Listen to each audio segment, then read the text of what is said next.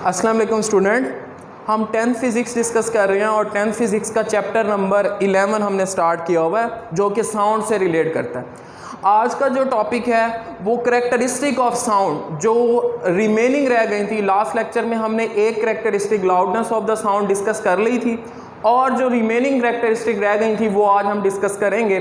उसमें सबसे पहले नंबर पे है पिच, कि पिच ऑफ साउंड से क्या मतलब है। ठीक है, तो the characteristic of the sound wave by which we can distinguish between shrill and grave sound, यानी कि आवाज़ की एक ऐसी खासियत जिसके ज़रिए हम बारीक और भारी आवाज़ों के दरमियान फ़र्क बयान कर सकें, वो कैरेक्टरिस्टिक आवाज़ की कहलाती है पिच ऑफ साउंड। ठीक है, यहाँ श्रिल का मतलब है बारीक आवाज़ और ग्रेव का मतलब है भारी आवाज़। ठीक है, आवाज़ की ऐसी कैरेक्टरिस्टिक जिसके ज़रिए हम बारीक और भारी आवाज़ों के दरमियान फ़र्क बयान कर सकें वो कहलाती है पिच ऑफ साउंड। ठीक है, अब pitch depends upon the frequency of the sound wave. Pitch आवाज़ की फ्रीक्वेंसी के ऊपर डिपेंड करती है कि आवाज़ की फ्रीक्वेंसी कितनी है।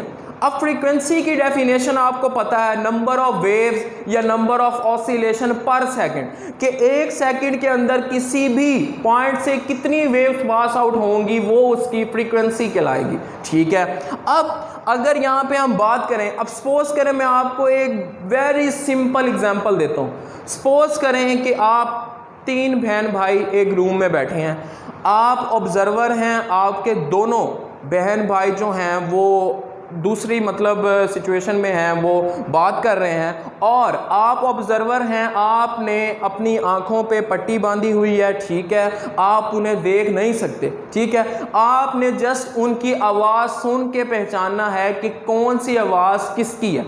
ठीक है, तो जैसे ही आप उनकी आवाज़ सुनेंगे आपको एकदम, और वो सेम टाइम में बोल रहे हैं, ठीक है, दोनों एक साथ बोल रहे हैं, आपको पता चल जाएगा कि कौन सी आवाज़ आपकी बहन की है और कौन सी आवाज़ आपके भाई की है। ठीक है, नॉर्मली देखा गया है जो औरतों और बच्चों की आवाज़ होती है वो बारीक होती है, यानी कि वो श्रिल होती है, कान फाड़ने वाली होती है। ठीक है, जबकि जो मर्दों की आवाज़ होती है या लड़कों की आवाज़ होती है वो भारी होती है, थोड़ा सा ऊंची होती है। ठीक है, तो आप इस तरह से इजीली उसमें देख लेंगे कि किसकी आवाज़ आप में आपके भाई की है और कौन सी आवाज़ आपकी बहन की है। ठीक है, due to pitch of the sound wave. ठीक है, अब उसके अलावा अगर आप देखें कि एक रूम के अंदर अगर तबला बज रहा है और घुंघरू बज रहे हैं, ठीक है, तो वो भी आप इजीली ऑब्जर्व कर सकते हैं, इजीली सुन सकते हैं कि कौन सी आवाज़ तबले की है और कौन सी आवाज़ घुंघरू की है,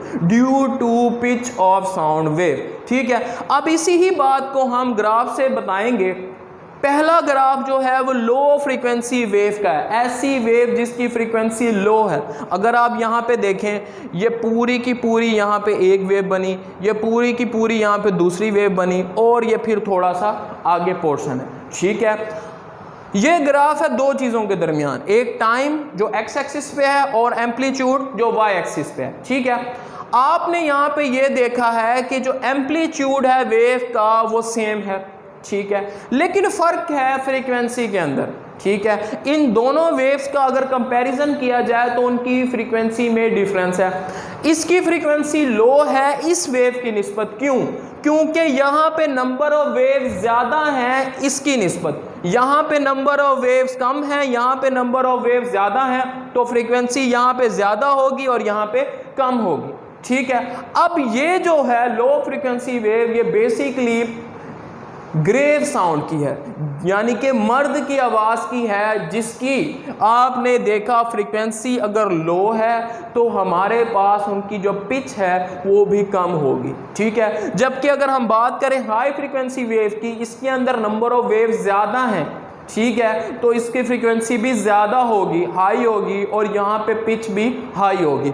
यहाँ पे पिच हाई होने का मतलब ये है, ये जो ग्राफ है बेसिकली ये बच्चों की या औरतों की आवाज़ का ग्राफ है जिनकी आपने देखा कि नंबर ऑफ वेव ज़्यादा बन रही हैं। ठीक है, अगर नंबर ऑफ वेव ज़्यादा बन रही हैं तो यहाँ पे फ्रीक्वेंसी भी हाई है और यहाँ पे उसकी जो पिच है साउंड की वो भी ज़्यादा होगी। यहाँ से आपने ये कंक्लूजन ड्रॉ किया कि जो पिच है साउंड की वो फ्रीक्वेंसी के डायरेक्टली रिलेटेड है। साउंड की पिच फ्रीक्वेंसी से डायरेक्टली प्रोपोर्शनल है, यानी कि जितनी पिच ज़्यादा फ्रीक्वेंसी भी ज़्यादा, अगर पिच कम तो फ्रीक्वेंसी भी कम।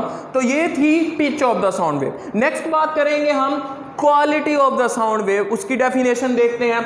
The characteristic of the sound wave by which we can distinguish between two sounds of same loudness and pitch, यानी कि ये आवाज़ की एक ऐसी करेक्टरिस्टिक है जिसकी बिना पे आप दो आवाज़ें जिनकी लाउडनेस भी सेम हो और उनकी पिच भी सेम हो, उन दो आवाज़ों के दरमियान आप फ़र्क बयान कर सकें, वो कहलाती है quality of the sound. Sound की ऐसी खसूसियत, आवाज़ की एक ऐसी खासियत जिसके ज़रिए आप दो आवाज़ें जिनकी लाउडनेस भी सेम है और उनकी पिच भी सेम है, उन दो आवाज़ों के दरमियान फ़र्क बयान कर सकें, वो कहलाती है क्वालिटी ऑफ द साउंड। ठीक है, अब इसका फैक्टर देखते हैं। Quality of the sound depends upon the wave form of the sound wave. जो साउंड की क्वालिटी है वो डिपेंड करेगी वेव फॉर्म के ऊपर, कि एक चीज की वेव फॉर्म जो बनेगी उसके क्रॉसपॉन्डिंगली आप चेक करेंगे कौन सी वेव की क्वालिटी अच्छी है, कौन सी साउंड वेव की क्वालिटी बेहतर है। ठीक है, अब इसके लिए एक बहुत सिंपल एग्जांपल, सपोज करें एक रूम में दो चीज़ें बज रही हैं। एक रूम के अंदर आवाज़ आ रही है आपको बांसुरी की और दूसरी आपको वहाँ से आवाज़ आ रही है गिटार की। ठीक है, तो आप इजीली वहाँ से चेक कर लेंगे अगर आप रूम के बाहर बैठे हैं तो अच्छा आवाज़ें दोनों की सेम लाउडनेस से हैं। ठीक है, यानी कि उनकी एम्पलीट्यूड सेम है। जो ऊंची आवाज़ गिटार की आ रही है उतनी ही ऊंची आवाज़ आपके पास दूसरी पियानो की या शहनाई की आ रही है। ठीक है, तो अब आप ये देखें कि अगर आप उनके दरमियान फ़र्क करना चाहें तो आप किस तरह से फ़र्क करेंगे, उनकी क्वालिटी की बिना पर। आप रूम के बाहर बैठ के बिल्कुल इजीली बता सकते हैं कि कौन सी आवाज़ आपके पास गिटार की है और कौन सी आवाज़ आपके पास बांसुरी की है, या कौन सी आवाज़ आपके पास पियानो की है अगर पियानो और शहनाई बज रही है, और कौन सी आवाज़ शहनाई की है। ठीक है, बहुत आसान तरीका है। देखें, अगर आप रूम से बाहर बैठे हैं, ठीक है, अब अगर सपोज कर लो मैं इस रूम में मौजूद हूँ, अगर रूम के बाहर कोई बैठा है, ठीक है, तो वो मेरी आवाज़ आसानी से पहचान लेगा। ठीक है, और अगर मेरे साथ कोई ऐसा पर्सन है यहाँ पे जिसकी आवाज़ की जो क्वालिटी है मेरे से डिफरेंट है, खा के उसकी आवाज़ भी उतनी ऊंची है जितनी मेरी ऊंची आवाज़ आ रही है, लेकिन थोड़ा सा उसकी क्वालिटी डिफरेंट है, तो बाहर बैठा हुआ इंसान, बाहर बैठे हुए लोग आसानी से पहचान लेंगे कि कौन सी आवाज़ किस पर्सन की है। ठीक है, अब इस चीज़ को हम एग्जाम्पल से डिस्कस करेंगे। एग्जाम्पल में हम कंसीडर करेंगे वेव फॉर्म, क्योंकि हमने यहाँ पे देखा कि quality of the sound depend करती है wave form of the sound waves पे। सबसे पहले हम बात करेंगे ट्यूनिंग फोर्क की। अगर ट्यूनिंग फोर्क की बात करेंगे तो आपको इस तरह का वेव का पैटर्न मिलेगा। ठीक है, अगर ट्यूनिंग फोर्क की बात करें तो आपको इस तरह का वेव का पैटर्न मिलेगा। उसके बाद अगर फ्लूट बांसुरी की बात करें तो आपको इस तरह का वेव का पैटर्न मिलेगा, यानी कि यहाँ पे थोड़े से शार्प एजेस आ जाएंगे। जबकि तीसरे नंबर पे अगर क्लैरिनेट शहनाई की बात करें तो आपको इस तरह का वेव का पैटर्न मिलेगा। ठीक है, अब ये तीनों चीज़ें सपोज कर लें वही जो रूम वाली मैंने एग्जांपल दी उसी रूम में बजाई जा रही हैं, और आप रूम के बाहर हैं, आप ऑब्जर्वर हैं, आपने इन तीनों की आवाज़ का मुशाहिदा करना है। ठीक है, तो आप इजीली देख लेंगे रूम के बाहर बैठ के कि कौन सी आवाज़ किस चीज़ की है। अब अगर आपने एक चीज़ नोट की हो तो यहाँ पे तीनों का जो एम्पलीट्यूड है वो सेम है। इसका एम्पलीट्यूड देख लें या क्लैरिनेट वाली वॉइस का एम्पलीट्यूड देख लें, तीनों का एम्पलीट्यूड सेम है। एम्पलीट्यूड सेम होने का मतलब ये है कि उनकी लाउडनेस सेम है। ठीक है, और उनकी पिच सेम है। ठीक है, डिफरेंट क्या है? डिफरेंट है वेव फॉर्म। यहाँ पे जो वेव बन रही है वो डिफरेंट है, इस सिचुएशन में जो वेव बन रही है डिफरेंट डिफरेंट है और इस सिचुएशन में जो वेव बन रही है वो डिफरेंट है, यानी कि यहाँ पे वेव फॉर्म डिफरेंट होने का मतलब यह है कि इनकी आवाज़ों की क्वालिटी डिफरेंट है। ठीक है, अगर डिफरेंट क्वालिटी है तो ईजिली आप डिस्टिंग्विश कर लेंगे, इजीली आप फ़र्क बता देंगे कि कौन सी आवाज़ किस चीज़ की है अगर आप रूम के बाहर बैठ के इनको ऑब्जर्व कर रहे हैं। ठीक है, तो ये होती है quality of the sound wave. उसके बाद हम डिस्कस करेंगे इंटेंसिटी ऑफ द साउंड। इसको ज़रा ध्यान से समझिएगा। इंटेंसिटी एक फिजिकल क्वांटिटी है, इंटेंसिटी का एक अपना स्पेसिफिक फार्मूला है, इसका एक स्पेसिफिक यूनिट है, इसको हम इजीली मेजर कर सकते हैं। ठीक है, ये तमाम की तमाम चीज़ें इंटेंसिटी ऑफ साउंड से रिलेटेड आप याद रखिएगा। फिजिकल क्वांटिटी है, इसको हम इजीली मेजर कर सकते हैं, इसका अपना फार्मूला है, इसका यूनिट है। अब इसकी डेफिनेशन की बात करेंगे कि इंटेंसिटी ऑफ साउंड क्या होती है। साउंड एनर्जी पासिंग पर सेकेंड, साउंड एनर्जी जो पर सेकेंड पास हो, कहाँ से? थ्रो अ यूनिट एरिया, एक यूनिट एरिया से। अब यूनिट एरिया का मतलब ये है ऐसा एरिया जिसकी लेंथ और विड्थ सेम हो, और नॉर्मली देखा जाता है यूनिट एरिया के अंदर लेंथ और विड्थ 1 मीटर होती है। ठीक है, यानी कि साउंड एनर्जी जो पास हो पर सेकंड एक यूनिट एरिया से, और वो unit area held perpendicular to the direction of propagation of sound wave, और वो यूनिट एरिया परपेंडिकुलर रखा जाए। कहाँ पे परपेंडिकुलर रखा जाए? उस साउंड एनर्जी के रास्ते के अंदर, जिस साउंड एनर्जी से वो वेव आ रही है उसके रास्ते के अंदर अगर वो यूनिट एरिया परपेंडिकुलर रखा जाए, यानी कि 90 के एंगल के ऊपर रखा जाए, तो वेव इसी ही डायरेक्शन के अंदर प्रोपोगेट करती हुई गुजरती जाएंगी, और इसको हम नाम देंगे इंटेंसिटी ऑफ साउंड का।